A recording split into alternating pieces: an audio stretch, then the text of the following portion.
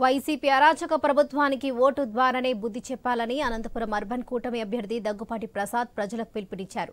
ఎన్నికల ప్రచారంలో భాగంగా ఆయన నగరంలోని టీడీపీ అర్బన్ కార్యాలయం నుంచి బల్లారి బైపాస్ వరకు భారీ బైక్ ర్యాలీ నిర్వహించారు.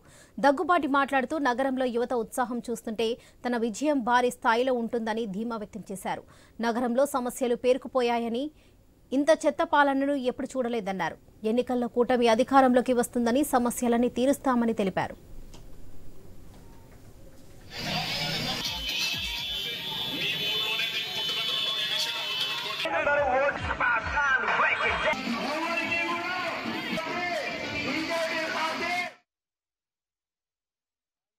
భాగంగా బైక్లో ఆల్మోస్ట్ ఆల్ 3000 బైకులతో ర్యాలీ చేయడం జరిగింది.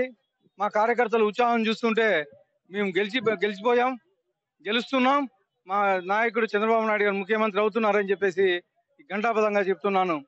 ఇక్కడికి వచ్చిన తర్వాత అనంతపూర్లో గత 30 రోజుల నుంచి తిరుగుతూ ఉంటే ఎక్కడికి వెళ్ళినా కానీ గత 5 ఏళ్లలో ఎక్కడ చూసిన సమస్యలు ఉన్నాయి.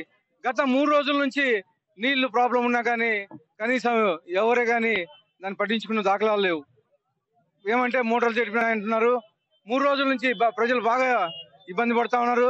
అలాగే పోయిన నెలలో కానీ దాదాపు 15 రోజులు నీళ్లు రాకపోయినా కానీ ఎవరు ముందుకొచ్చి కనిపించిన దాఖలాలు లేవు.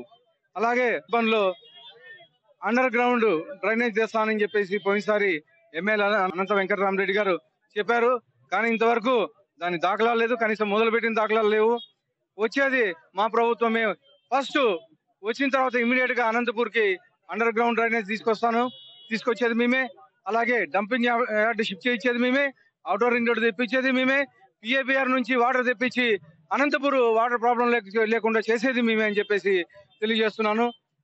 ఇంకా 2 రోజులు టైం ఉంది. ప్రతి కార్యకర్త, తెలుగుదేశం కార్యకర్త కష్టపడి వీర సైనికుల్లా పోరాడి మన నాయకుడు చంద్రబాబు నాయుడిని ముఖ్యమంత్రి చేసుకుందామని చెప్పేసి తెలియజేస్తా ఉన్నాను. జై పవన్ కళ్యాణ్, జై బీజేపీ, జై జనసేన, జై తెలుగుదేశం.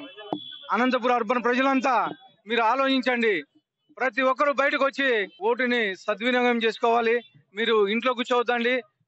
ఖచ్చితంగా ఓటుని వినియోగించుకుంటానే దానికి సార్థకం ఉంటుందని చెప్పేసి సైకిల్ గుర్తుకు ఓటేయండి. చంద్రబాబు గారిని గెలిపించుకుందాం. చంద్రబాబు గారిని ముఖ్యమంత్రిని చేసుకుంటే మన రాష్ట్రం చాలా అభివృద్ధి చెందుతుందని చెప్పేసి